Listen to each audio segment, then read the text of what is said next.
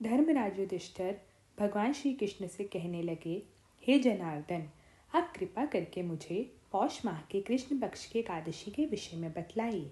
इस एकादशी का क्या नाम है और इसके व्रत का क्या विधान है? इसकी विधि क्या है?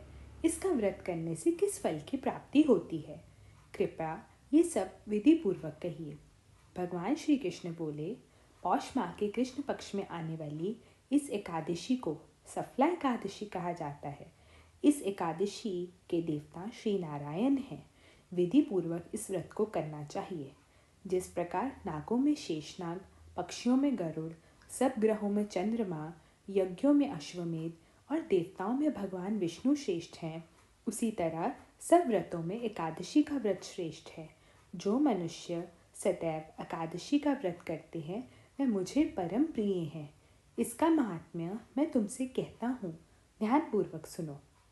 भक्तवत्सल भगवान श्री कृष्ण कहने लगे कि हे धर्मराज, मैं तुम्हारे स्नेह के कारण तुमसे कहता हूँ कि एकादशी व्रत के अतिरिक्त मैं अधिक से अधिक दक्षिणा पाने वाले यज्ञ से भी प्रसन्न नहीं होता हूँ।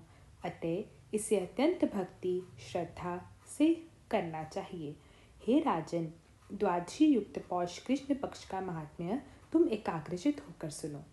सफला एकादशी की व्रत कथा इस प्रकार है। चंपावती नगरी में एक महिष्मान नाम का राजा राज्य करता था। उसके 4 पुत्र थे। उन सब में लंपुक नाम वाला बड़ा राजपुत्र महापापी था। वह पापी सदा पर स्त्री, वैश्यागमन तथा दूसरे बुरे कामों में अपने पिता का धन नष्ट किया करता था। सदैव ही देवता, ब्राह्मण, वैष्णवों की निंदा किया करता था।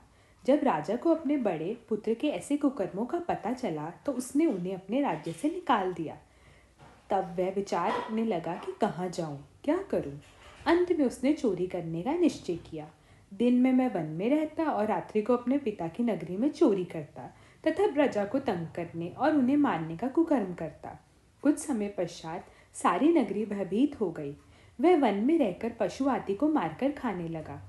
नागरिक और राज्य के कर्मचारी उसको पकड़ लेते, किंतु राजा के भय से छोड़ देते। वन में अति प्राचीन विशाल पीपल के वृक्ष था। लोग उसकी भगवान के समान पूजा करते थे। उसी वृक्ष के नीचे वह महापापी लंपुक रहा करता था। इस वन के लोग देवताओं की क्रीड़ा स्थली मानते थे। कुछ समय पश्चात पौष कृष्ण पक्ष की दशमी के दिन वह वस्त्रहीन होने के कारण शीत के चलते सारी रात सो नहीं सका। उसके हाथ पैर अकड़ गए। सूर्य होते होते वह मूर्छित हो गया। दूसरे दिन एकादशी के मध्याह्न के समय सूर्य की गर्मी पाकर उसकी मूर्छा दूर हुई। गिरता पड़ता वह भोजन की तलाश में निकला। पशुओं को मारने में वह समर्थ नहीं था, अतः पैरों के नीचे गिरे हुए फल उठाकर वापस उसी पीपल के वृक्ष के नीचे आ गया। उस समय तक भगवान सूर्य अस्त हो चुके थे। वृक्ष के नीचे फल रखकर कहने लगा, हे भगवान, अब आपको ही अर्पण है ये फल, आप ही तृप्त हो जाइए। उस रात्रि को दुख के कारण रात्रि को नींद भी नहीं आई। उसको इस उपवास और जागरण से भगवान अत्यंत प्रसन्न हो गए और उसके सारे पाप नष्ट हो गए। दूसरे दिन प्रातः एक अति सुंदर घोड़ा अनेक सुंदर वस्तुओं को सजा हुआ उसके सामने आकर खड़ा हो गया।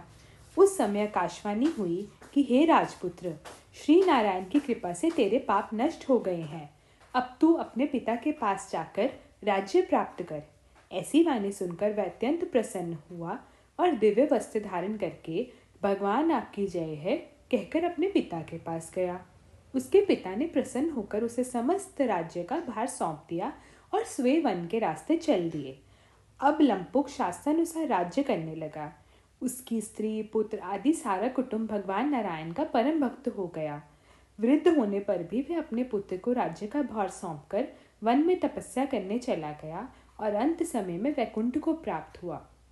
अतः जो मनुष्य इस परम पवित्र सफला एकादशी का व्रत करता है उसे अंत में मुक्ति मिलती है। इस सफला एकादशी के महात्म्य को पढ़ने से अथवा श्रवण करने से मनुष्य को अश्वमेध यज्ञ का फल मिलता है। बोलो श्री बांके बिहारी लाल की जय।